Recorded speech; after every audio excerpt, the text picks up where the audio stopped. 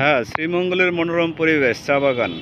আজকে 31শে মে 2024 সাল। তো পড়ন্ত বিকেলে শুক্রবার পেয়ে অফিসের ছুটি থাকায় ঘুরতে আসছি। দর্শক শ্রোতা ভাই বোনেরা, চা বাগানের অপরূপ দৃশ্য সবাইকে মুগ্ধ করে, আমাকেও মুগ্ধ করে। তাই বারবার আমি ছুটে আসি এই শ্রীমঙ্গলে। যখনই সময় পাই তখনই আমি চা বাগানের ভিতরে আসি। তো দর্শকরা, আসলে চা প্রেমিক মানুষজন চা বাগানকে পছন্দ করবে, এটাই স্বাভাবিক। আমিও চা পছন্দ করি।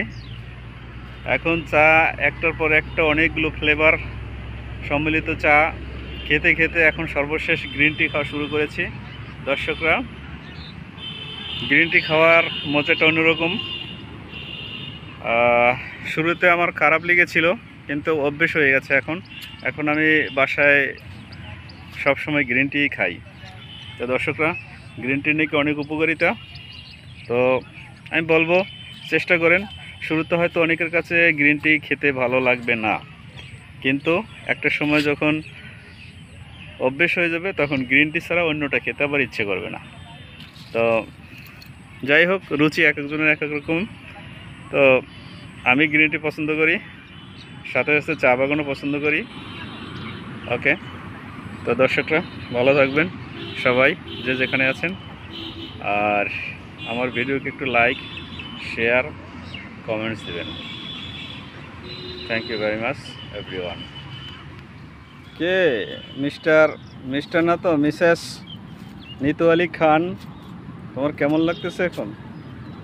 সুন্দর, খুবই ভালো। আজকে বিকেলটা খুব ভালো লাগলো, অনেক ভালো লাগছে। কি চা বাগানে এসে তোমার অনুভূতির পরিবর্তন হয়ে গেছে না? আচ্ছা, তো ভালো কথা।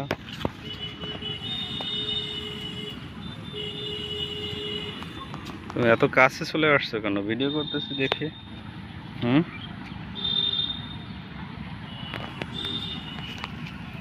চা পাতা কয়েকটা তুলবা নাকি? কয়েকটা তুলকে নেও, কারণ কি জানো? দেখে না জানো? হ্যাঁ, কারণ এটা নিয়ে মাথায় দেবো, এটা নাকি উপকারিতা আছে, চুল গজায়।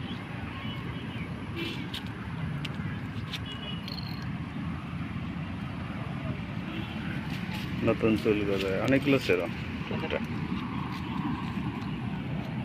আমি ভিডিও করতেছি, তুমি হ্যাঁ অন্য ছিড়ছে।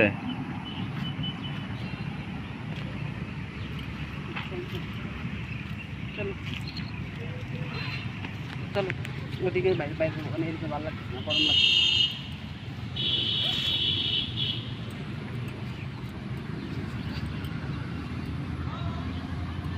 5 হাজার চুলে তোলা যাবে না, আলু চলে যাবে।